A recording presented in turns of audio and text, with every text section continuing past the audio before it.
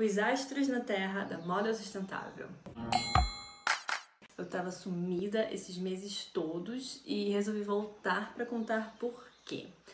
Nesse tempo que eu fiquei ausente, eu estava dedicada no meu DCC da pós-graduação de Styling e Criação de Imagem de Moda e comecei em 2019, parece que foi outra vida, lá no Senac Lapa Faustolo, em São Paulo. Bom, aí eu vivi uma grande frustração pelas aulas terem se tornado à distância, e aí como esse micróbio não morre nunca, a gente teve que se adaptar com essas aulas em formato remoto, e foi meio frustrante, né, porque é uma aula tão prática, mas o quê? Aí eu fiz mil coisas até chegar no TCC e vou contar um pouquinho pra vocês aqui, já que recebi pedidos de amigos queridos pra falar disso aqui no canal. Bem, como eu passei a maior parte da minha quarentena em meio natureza, num sítio do meu companheiro, eu pensei em falar sobre a relação da moda com o meio ambiente, porque eu estava com uma crise terrível de para que serve a moda nesse contexto apocalíptico, como que ela pode ser responsável, e assim, cara, não tem como, ela precisa ser sustentável, ecologicamente correta, porque não tem outro jeito. A gente já sabe que a origem desse vírus tem a relação direta com o desmatamento desenfreado que acontece no mundo, e o consumo excessivo de carne é péssimo, principalmente por causa desse desmatamento, mas também porque gera o maior contato de animais domésticos com animais selvagens, misturando todo tipo de vírus entre eles, e a gente come eles todos, e aí dá no que deu. A gente já sabe que tudo isso vem por causa desse capitalismo maldito que potencializa o desequilíbrio, seja ecológico ou social, essa velocidade de produção, esse consumo excessivo, que para se sustentar precisam que as pessoas trabalhem demais para comprar coisas que não precisam tanto assim. É um ciclo do mal. Com isso em mente, para que qualquer coisa seja realmente sustentável, é preciso desacelerar tudo. Isso tem muito a ver com respeitar o tempo das coisas, com o movimento slow, tipo slow food e slow fashion. Eu posso citar vários exemplos de iniciativas sustentáveis desse tipo.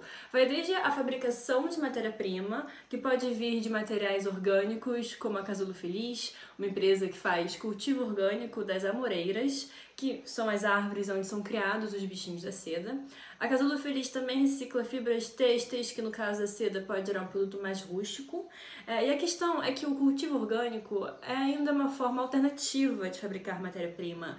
E o que se vê acaba que gera produtos considerados de luxo, justamente por ser algo de produção alternativa e mais limitada, o que encarece o valor final, atendendo apenas um pequeno nicho, não resolvendo o problema efetivo da moda. Um exemplo disso que eu tô falando são essas belas peças de seda reciclada, desfilada pela Oscar em 2015 na New York Fashion Week. Outra forma de sustentabilidade vinda de matéria-prima se dá através do tingimento natural, evitando a contaminação de litros e litros de água por produtos químicos usados no processo industrial, tanto para tingir quanto para fixar cor. Segundo a lógica de restaurantes veganos, o tingimento natural respeita a sazonalidade de suas matérias-primas, que podem variar de folhas, galhos, frutas ou legumes. A técnica permite tingir fios, tecidos e também criar estampas através de carimbos, ou então deixando as folhas ou galhos mancharem o próprio tecido. Quem faz esse tipo de trabalho no Brasil é a Matricária, uma empresa de Brasília de tingimento natural que cria seus próprios produtos e também atua como fornecedora para outras marcas. Sua parceria com a Gilda Midani mostra bem o seu trabalho de padronagens com folhas de eucaliptos. Apesar de ser uma alternativa positiva para a moda, o tingimento natural também tem as suas limitações. Primeiro que ele só funciona em tecidos de composição natural. A sua cartela de cor também não consegue chegar a cores muito saturadas, elas seguem um mood mais suave e terroso. Mas a grande crítica que a iniciativa recebe é de não conseguir garantir um padrão estável dos tons de tingimentos. Vai sempre ter variações dentro de uma produção, sem falar que depois de tingida, a peça também pode mudar de cor ao longo do tempo. Por outro lado, se considerarmos a responsabilidade ecológica, a verdadeira questão não é fazer o tingimento natural se adequar à lógica industrial de larga escala, mas o contrário, fazer o cliente entender que os tais defeitos podem ser vistos como uma delicadeza e preciosidade da técnica.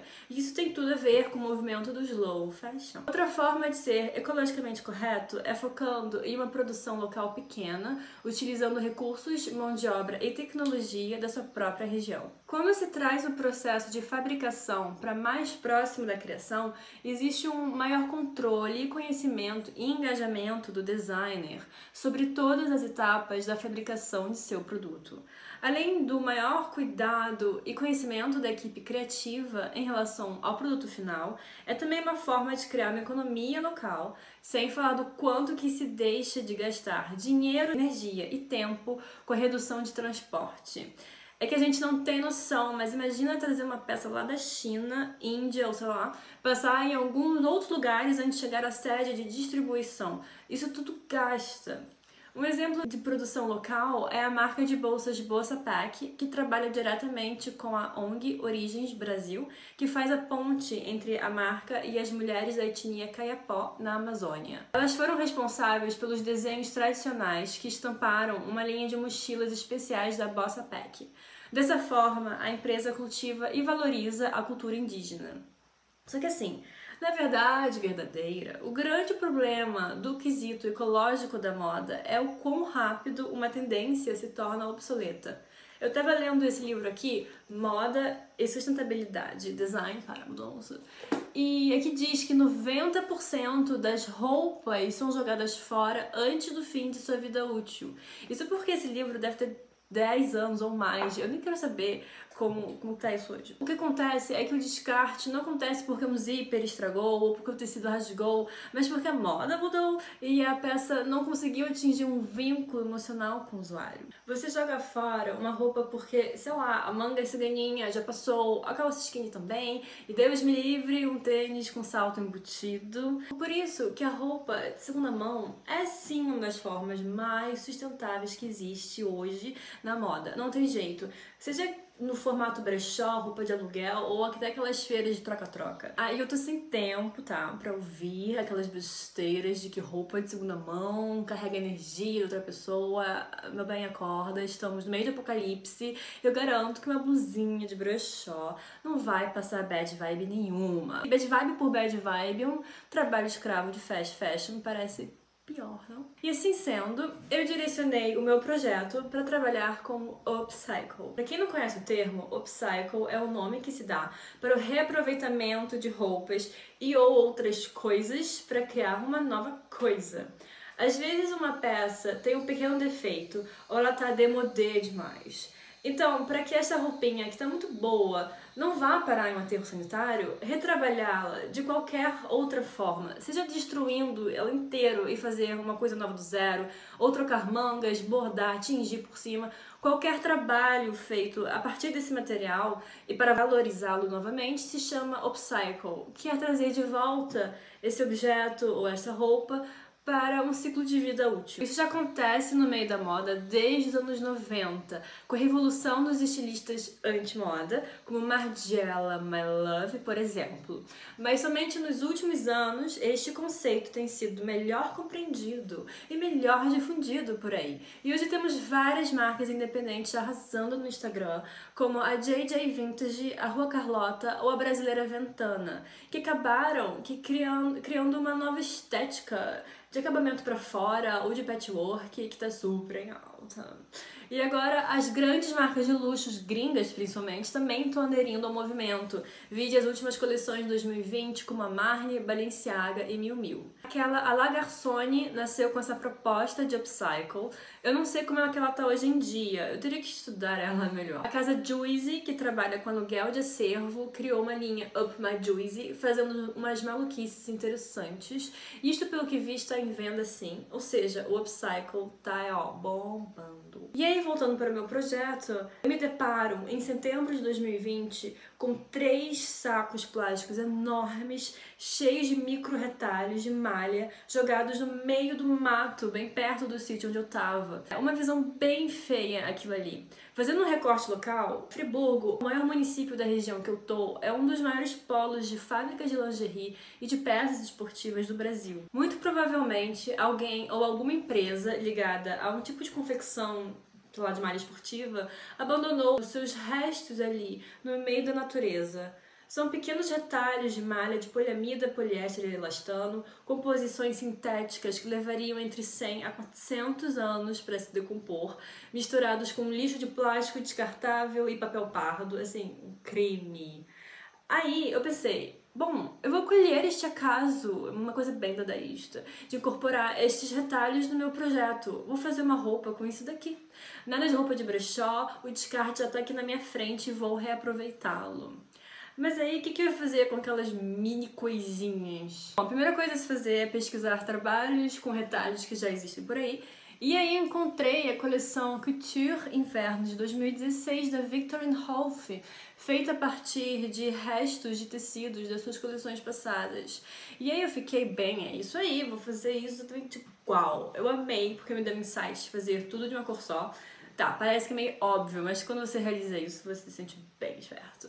Aí eu fui encontrar outras referências interessantes, como a jaqueta Overdone de Mario Rivoli, um look da Caroline Hill em seu desfile de formatura da Parsons em 2018, e essa referência de figurino medieval bem Pinterest. Pinterest é tudo, não vamos ser hipócritas. Mas foi esta peça da Mary Chambers que iluminou aqui como fazer este trabalho com retalhos, entrelaçando eles em uma tela. E aqui no sítio tem os rolos de sombrite que sobraram depois de serem usados para hortas. Então assim, show! Reaproveitar a tela daqui, não vou comprar mais nenhuma coisa, vou reaproveitar tudo. E aí, o que a astrologia tem a ver com tudo isso?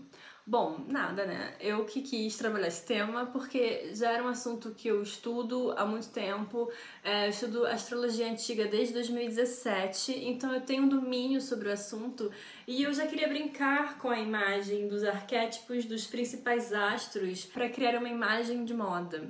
Essa ideia minha foi inspirada no filme A Montanha Sagrada, de Jodorowsky, quando ele apresenta alguns personagens que interpretam os planetas, só que com características exatamente opostas dos arquétipos tradicionais. Outra grande inspiração foi o fashion filme We Wake Eternally, que o Tim Walker fez com a Gucci para a Another Man, retratando as cartas do tarô. E eu amo o Tim Walker, eu amo a Gucci.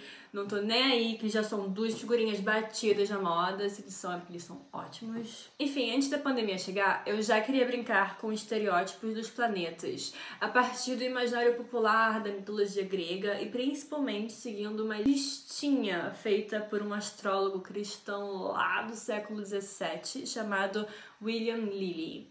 Ele atribuiu várias relações entre os planetas e os astros para diferentes áreas da vida, para personalidade, elementos da natureza, enfim, um bando de coisa. Mas o meu foco aqui na astrologia foi a regência desses astros e dos signos zodiacais sobre o corpo humano. Tem muito tempo que se estuda a relação da astrologia com o nosso corpo e eu quis usar isso para criar umas roupinhas.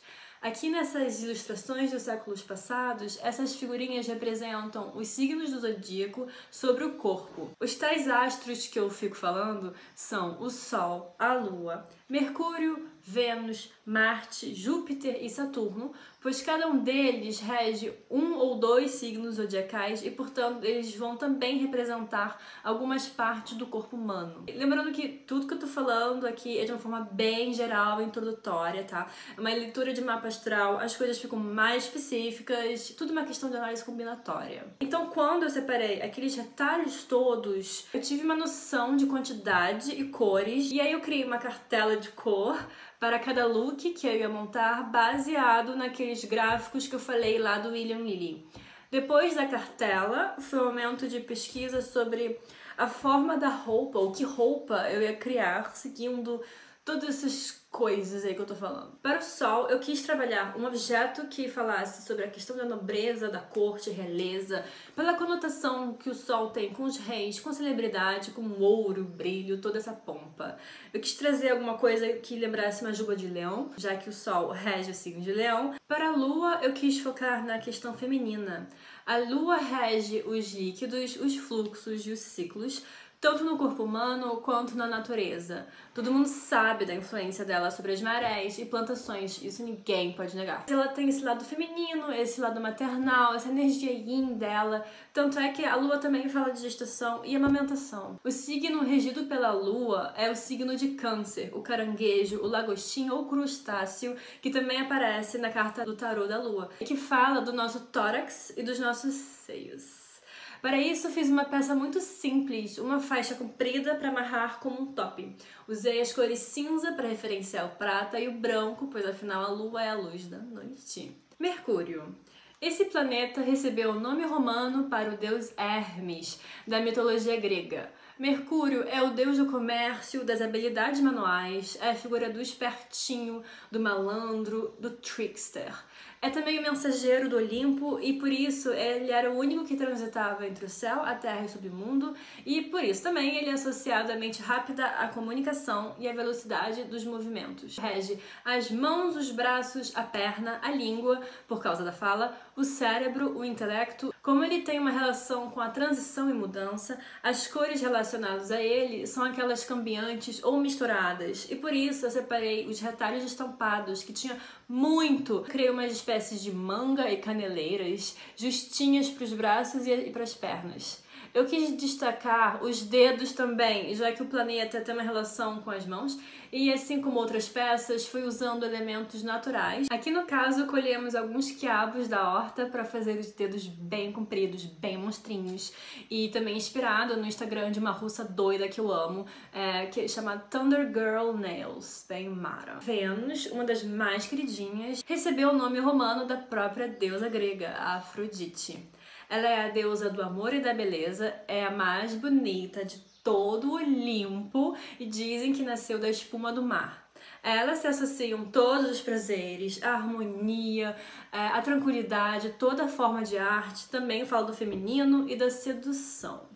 Vênus rege os órgãos genitais, então eu pensei em fazer uma calcinha que aí se transformou em um short curtíssimo. Vênus rege o signo de Touro, sendo ele o signo que fala da garganta e pescoço. Já o seu segundo signo, o de Libra, traz a relação com a barriga, as costas, o umbigo, rins e cintura, que se parar pra pensar, quando um look deixa essas partes do corpo à mostra, não tem como não ser um look sensual ou até mesmo vulgar, por que não?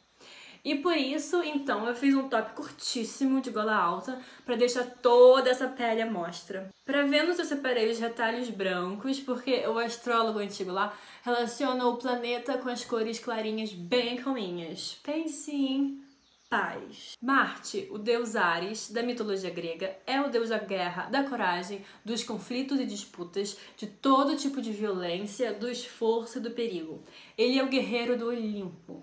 A ele se associam o masculino, a cólera, a ira e a paixão.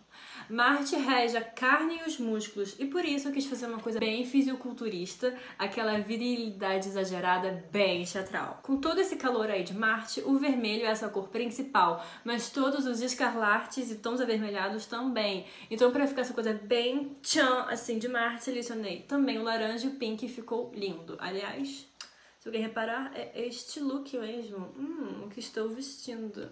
Gostaram? Tendo como associação o signo de Áries, Marte rege a cabeça em um sentido mais para os chifres e cabeçadas do carneiro do que a coroa do sol. Então, para isso, eu fiz um adorno todo de flores vermelhas para a cabeça. Júpiter é o nome romano para Zeus da mitologia grega. Ele é o pai dos deuses e dos homens, o grande deus dos céus e aquele que reina o Olimpo.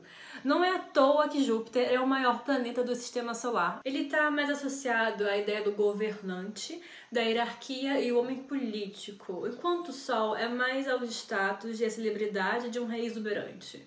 A Júpiter se associam a temperança, a modéstia, a justiça, a saúde, a espiritualidade, governo, autoridade, estrangeiro. Tendo como associação o signo zodiacal de Sagitário, ele rege as coxas. E com seu outro signo de Peixes, ele rege os pés. Então, para ele, eu fiz uma calça bem cadeiruda, que eu amo. Para destacar os pés, eu fiz um sapato com uma ponta super comprida, inspirado naqueles calçados medievais, vestindo como se fosse uma meia. Por ser o deus dos céus, Júpiter fala das cores celestes e azuladas. Mesma coisa, né? Mas enfim. E por fim, temos Saturno, que representa Cronos da mitologia grega, o deus do tempo, e por isso se dizia que ele devorava seus filhos, no sentido de que o tempo é quem dá o fim a todas as coisas que tiveram começo. A ele se associam a escuridão, a melancolia, a velhice, mas também os limites, a responsabilidade, a seriedade, a administração e a estrutura. E por causa dessa rigidez toda, os retalhos selecionados foram os pretos, para dar aquele visual bem darkzeira. Em relação à estrutura, Saturno se associa à coluna vertebral. Eu usei também uma descrição do tipo físico que William Lilly escreve no seu livro, que diz que quando Saturno influencia o corpo de alguém no mapa, ele pode trazer uma postura encurvada com ombros grandes e largos. Então, para ele, eu quis criar umas peças que lembrassem os ossos e a estrutura do corpo humano. Para isso, eu fiz uma faixa comprida para ser localizada bem no centro das costas, representando a coluna. Ela é totalmente entrelaçada com retalhos mais compridos para serem amarradas na frente. Isso tudo para que o visual de costas lembrasse os ossos da costela. E aí, gente, com muita ajuda do João, meu companheiro, parceiro mesmo, é que a gente criou uma estrutura de arame para fazer essa forma comprida em cima dos ombros, uma espécie de asas intimidadoras, uma missão. Agora, sobre as fotos. Bom, gente, eu queria muito ter podido chamar maquiadora e modelo para criar umas fotos bem perfectas, mas assim, a gente fotografou isso tudo na semana do dia 20 de fevereiro e, cara, o corona tava ainda a mil, esse micróbio se multiplicou muito, criando essas variações assustadoras. E como eu queria fotografar aqui no sítio onde eu tô falando disso no trabalho, nesse momento de isolamento, meio pessoal aqui, a logística de trazer pessoas pra cá envolveria o contato deles com os meus sogros, meu companheiro, que são todas pessoas de risco. Então, assim, não dá. Aqui a gente gosta de vida. Então a equipe foi eu mesma, de modelo, encarei essa missão com pensamento Cindy Sherman. João Marinho, meu companheiro, é fotógrafo e ele usou a lente olho de peixe, que eu amo, pra ficar aquela vibe bem lúdica e também para as fotos ficarem redondas, lembrando os planetinhas. E não posso deixar de dar os créditos à sogra, que foi uma super assistente de produção, de fotografia e de styling, muito importante. E vamos agora com as fotos. Primeiro, o sol. João conseguiu fazer uma foto bem boa numa tarde de sol forte. Essa roupa do sol foi desenhada para remeter os raios solares ou a juba do leão. Usamos as flores disponíveis no dia. Isso, na verdade, aconteceu com todas as fotos. No caso do sol, as flores de caliandra floresceram no próprio dia da foto e a gente prendeu nas tramas, deixando tudo bem carnavalesco, bem do jeito que o sol e o leão gostam. Também usei pequenas flores amarelinhas que nascem no mato para trazer uma delicadeza para a peça. A lua, obviamente, fotografamos à noite e aproveitamos essa cúpula de resina que meu sogro criou para trazer a lua cheia de forma literal. Colocamos uma luz por baixo e quando acendemos fica igualzinho a uma lua, ficou ótimo. E deixei o rosto virado de perfil, que nem a carta do tarô, da lua. Jodorowsky diz que esse rosto de perfil tem um lado escondido nas sombras, ou seja, não conhecemos a lua por completo, fazendo uma alusão ao inconsciente. Com o tronco estando em cima da cúpula lua, também pode sugerir uma grande barriga, como uma barriga de uma grávida. Afinal, a lua fala da mãe e da gestação. Mercúrio. Eu queria porque queria fazer uma moto, queria essa brincadeira de meio de transporte, de estrada, por essa ideia de movimento. Fizemos os dedinhos de quiabo, ficou ótimo. A maquiagem foi coloridona para trazer essa juventude e troca de cores de Gêmeos e Mercúrio. E a língua para fora para trazer esse personagem do malandro, do brincalhão. Vênus fotografamos no rio, onde a água cai sobre as pedras, fazendo bastante espuma para fazer a personagem sair das águas, como no mito do seu nascimento. Usei 2 flores de gengibre concha para adornar o pescoço e uma flor de paineira no umbigo para destacar o tronco. E na imagem, a Vênus oferece uma flor branca de lírio do brejo, como se oferecesse a beleza e a harmonia para o espectador. Para Marte, eu quis trazer o elemento fogo, característico do signo de Áries, e também da energia geral do planeta. Então fizemos uma fogueira, muito importante. Júpiter, o deus dos céus. Eu quis fotografar no lugar mais alto para parecer que está acima da terra. O elemento natural aqui foi o brinco de folha de papiro na orelha esquerda, porque eu li em um trecho do livro de Lily que fala que Júpiter é o causador de problemas de ouvido esquerdo. Um lance bem específico e curioso, eu amei. E por último, Saturno.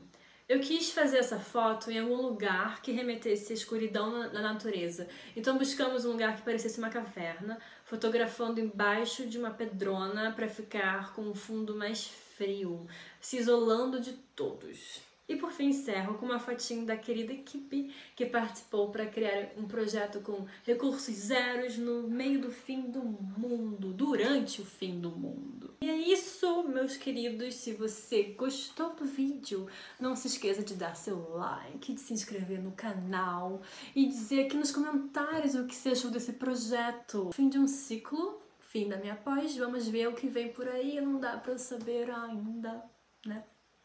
Beijos, se cuidem, tomem vacina.